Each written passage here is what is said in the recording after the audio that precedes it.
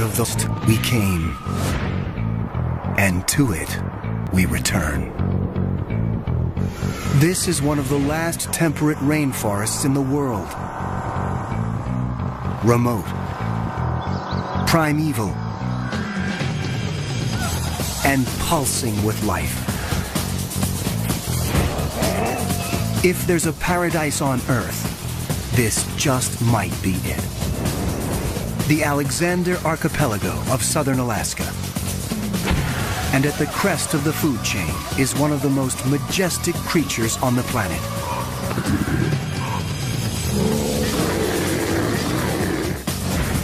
This is the biggest, most magnificent predator on the block.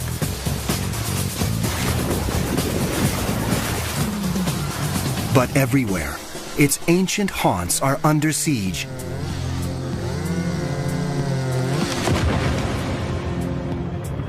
As the modern world closes in, this could be the great brown bear's last stronghold. To protect this extraordinary species, researchers have to learn more about its secret life deep within the forest, and quickly.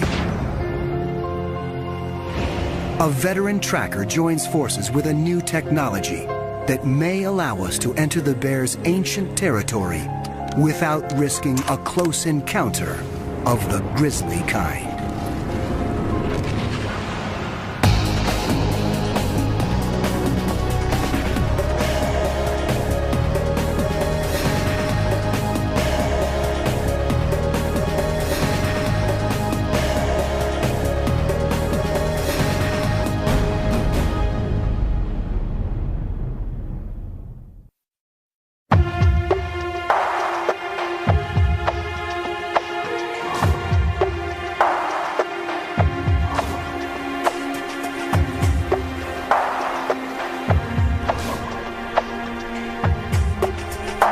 The Alexander Archipelago. More than 1,000 islands clustering off the coast of Western Canada.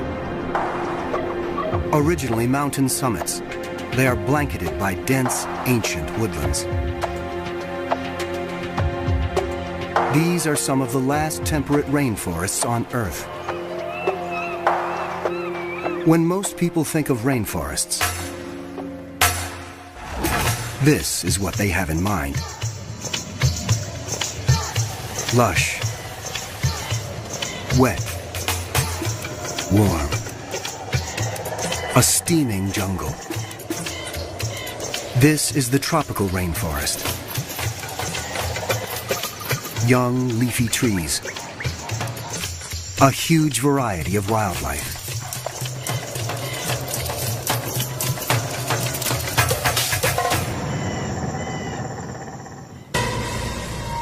By contrast, the temperate rainforest is relatively cool.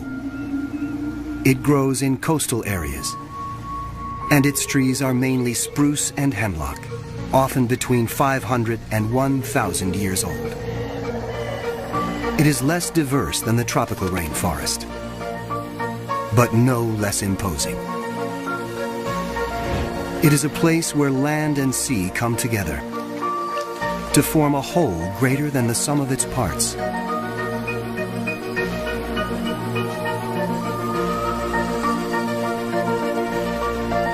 The islands have names like Chichagof, Admiralty, Baranof, Prince of Wales.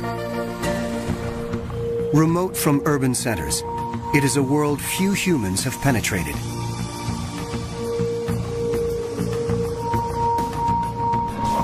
As a result, this vibrant ecosystem is a kind of heaven on Earth.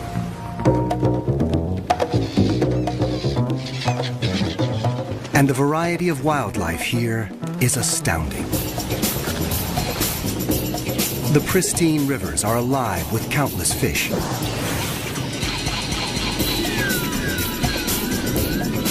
Amidst the islands, killer whales breach.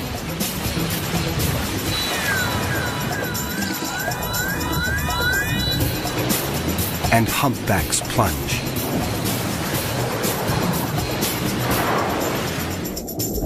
Dall's porpoises and Steller's sea lions feast in the food-rich waters.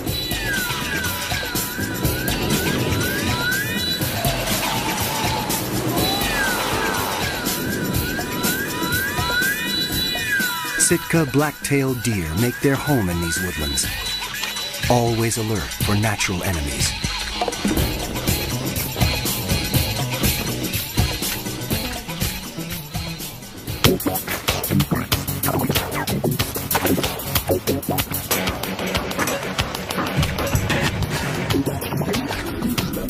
And the lord of this southern Alaska paradise is this mighty beast.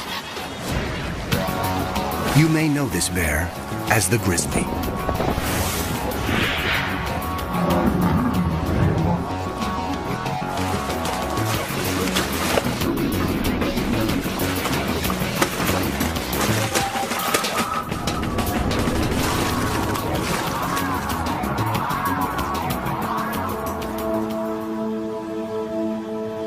Like the forests it roams, this bear is both majestic and mysterious. In North America, brown bears are often called grizzlies, though biologists reserve the term grizzly for inland brown bears and use brown for bears that live on the coast. Genetically, the two are identical. Whatever this bear is called, it is not a bear to be taken lightly. It can weigh more than half a ton and yet reach speeds of almost 40 miles per hour. The brown bear is arguably the world's largest land carnivore. You might think that honor goes to its cousin, the polar bear, but many scientists classify the polar bear as a marine mammal because it spends most of its life in the ocean or on sea ice. On land, the grizzly is king. It can rise up to 9 feet in height.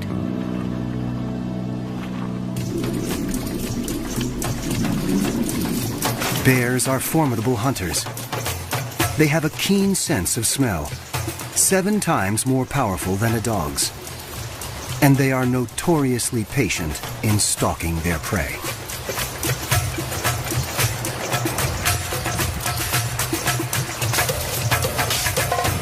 But the grizzly is also a fiercely private animal and usually avoids the company even of its own species. Any human trespassing on its space is asking for trouble. And that includes biologists who'd like to get close enough to learn more about this reclusive animal.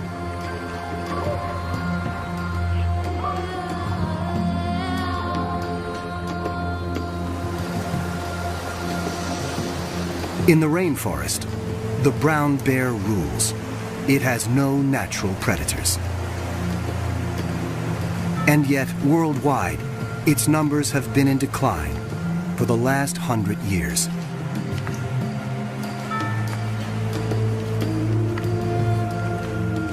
In the early 1900s, more than 100,000 brown bears roamed the western United States. Today, only about 1,000 remain. Across the planet, their range has been cut in half since 1900. In the Pyrenees, on the border between France and Spain, the brown bears were just hanging on. They were down to their last female. Recently, hunters shot her, thereby dooming this population of bears to extinction. Today, roughly 40,000 brown bears live in what might be their last stronghold, the state of Alaska. But every day, humans encroach a little more on their territory.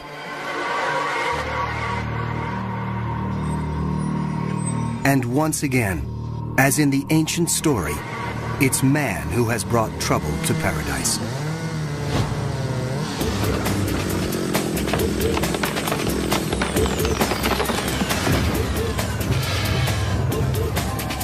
Consumers demand an immense amount of lumber each year to build homes, furniture, and other creature comforts. The inevitable result, forest clear-cutting and the roads built to carry out the trees.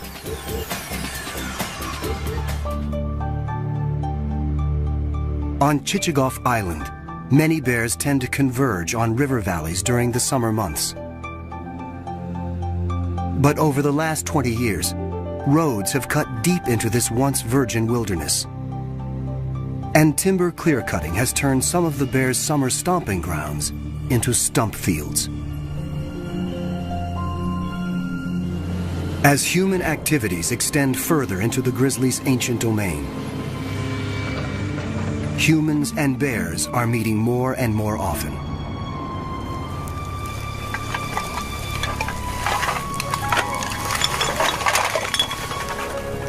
It is a recipe for disaster, for bears, and sometimes for people. This massive predator can be extremely dangerous when suddenly confronted by a human on its turf. And yet, to protect these animals, researchers need to learn more about their numbers, their movements, and their vulnerabilities. They have to get up close and personal with a 500-pound animal that doesn't want them there. That's exactly what one man does for a living, and has for the last 30 years. Born in Wisconsin, Laverne Beyer came from a family of hunters.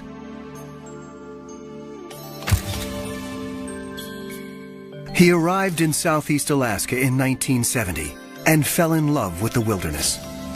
3 years later, Laverne started working with the Alaska Fish and Game Department, tracking and capturing bears for government research. It was a job he was born to do. I've either lived with or worked with bears like my entire adult life, since I was 17 years old. And when I was 20 years old, then I had to shoot a bear in self-defense.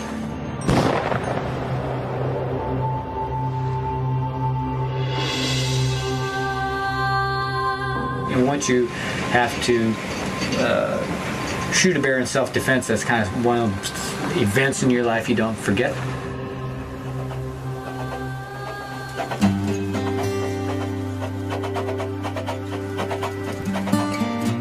Over the years, Laverne has evolved from a trapper into a researcher himself. Largely self-taught, he works on the cutting edge of bear research technology here in Southeast Alaska.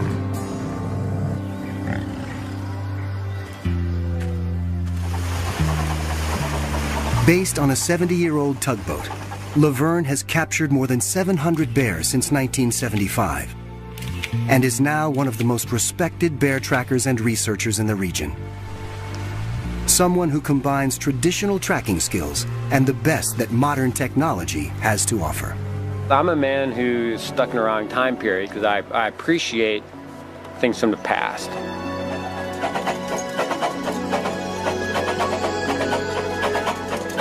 I definitely appreciate technology, and I guess it's somewhat like, too bad a person couldn't live in the past, but yet have some technology of the future. Technology of the present includes VHF and GPS radio tracking collars, which Laverne and his colleagues use to get a sense of the bear's movements. He wants to know how their range is changing over time in response to clear cutting and road construction. Before you can attach a radio collar, though, you have to capture the bear. Laverne and his Fish and Game colleagues have been studying Chichagof Island bears since 1989. Jack Whitman is part of that team. Chichagof is one of the continent's largest islands, with an area of over 2,000 square miles. About 1,100 people live there, and about 1,600 brown bears.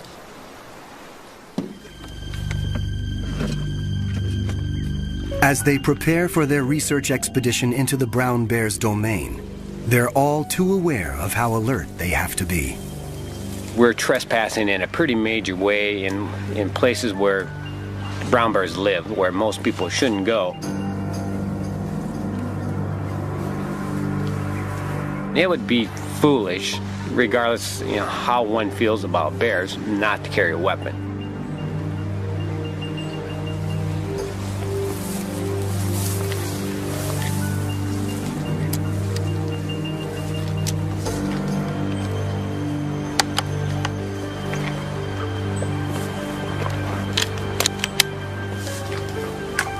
An ancient trail leads into the world of the bear.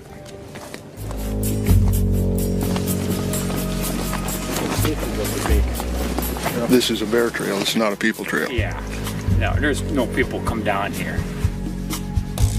Years of bear traffic have cut this path through the forest. The bears are out of sight, but their presence is everywhere. You can probably see bear hair still attached. Big knot of bear hair there. To learn where bears roam off the beaten path, Laverne and Jack want to deploy a radio collar. And that means they have to catch a bear.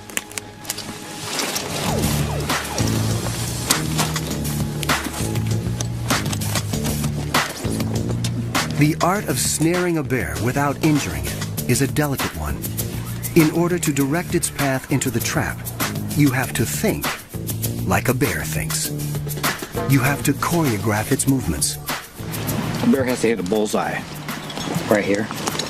Okay, we're trying to force that foot into that spot. Okay, so when he's walking down the trail here, he has hit that perfectly without touching the cable there. Plus you're trying to create his step for him too. This stuff here kind of leads him into this bullseye. If he steps on this, cable here a little bit, it's not going to catch him. The snare is set, but can it fool a bear? As the trackers make their way through the forest, their senses are on high alert for any sign of movement.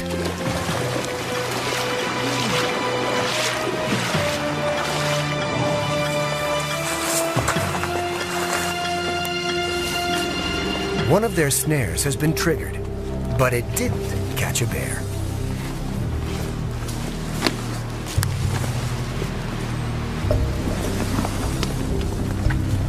There was a clean miss too.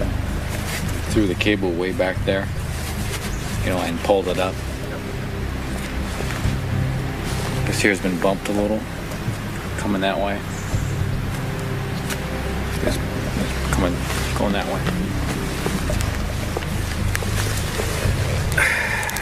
Yeah, I think he stepped on this. Kind of looking at it. One thing is sure, there are bears close by. It's nice working down here where there's some targets out there. It's a target-rich environment. They try again and move on.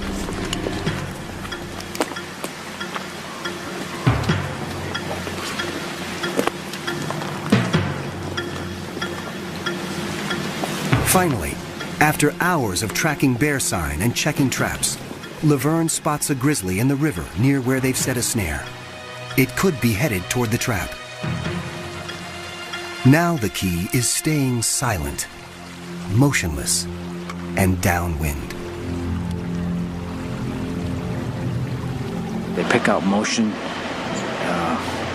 so you move slow, and deliberate, and if preferably you move when they're not looking at you.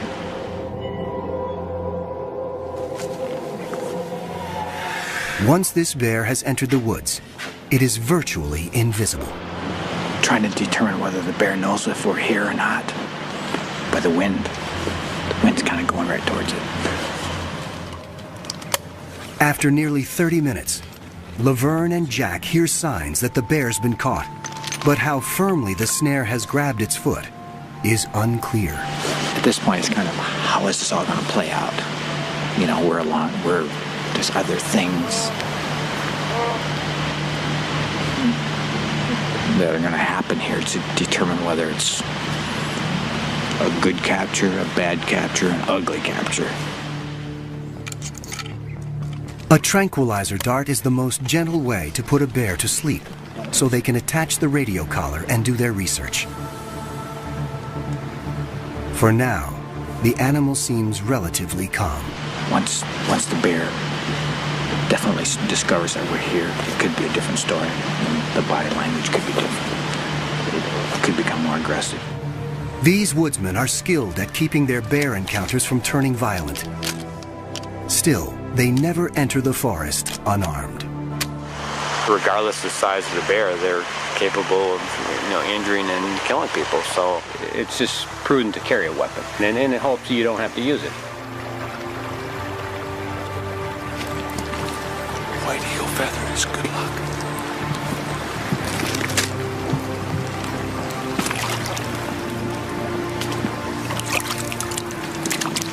To make sure he places the dart accurately, Jack has to get within 10 yards of a 500-pound and now very aggravated bear. As he lines up his sight, Laverne covers him, just in case.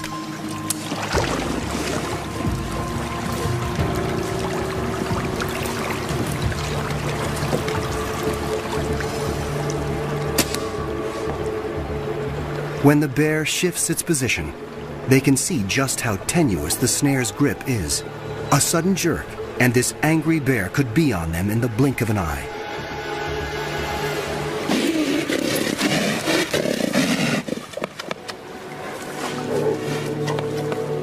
Luckily, the tranquilizer is already taking effect.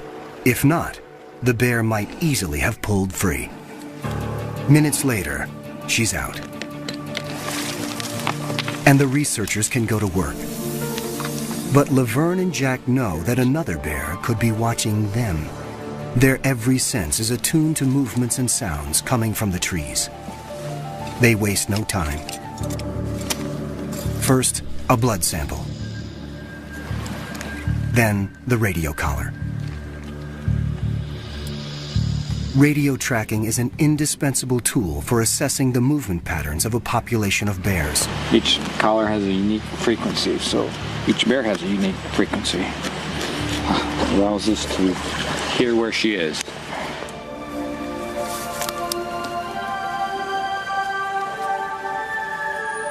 Today, the forest has let them in.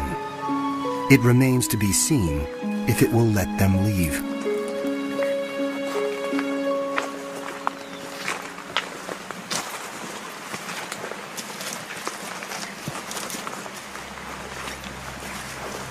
The woods are eerily quiet.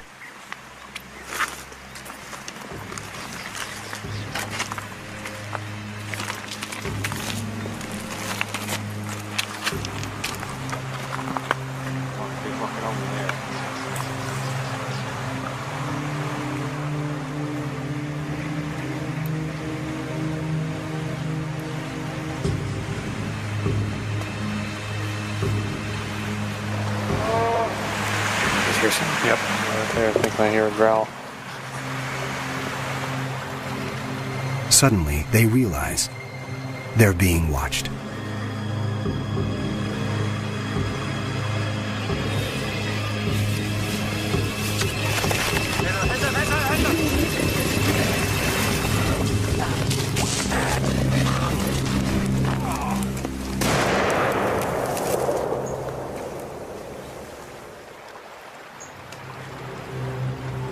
A bear attack.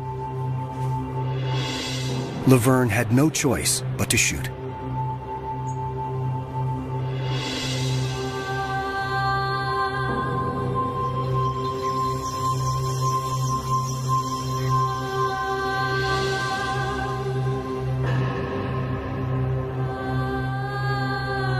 A day that began so auspiciously has ended in heartbreak.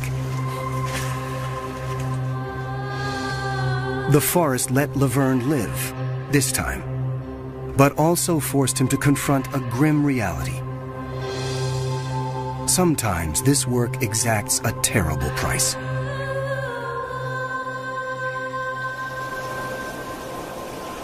The attack has left Laverne with more than just emotional scars.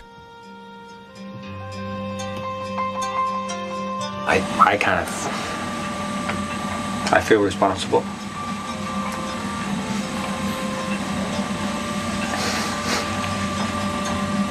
I did not want to pull that trigger. I did not want to kill her. It was like shooting a friend.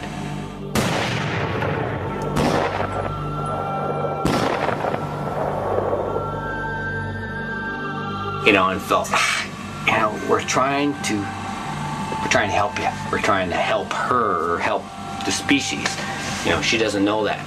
I don't want to shoot you. Can't you understand that, we're not trying to hurt you?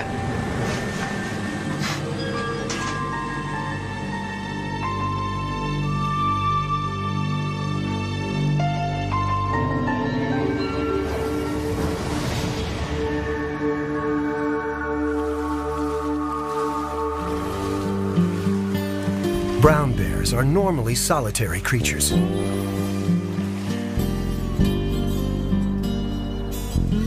And most of their time is spent finding food and eating.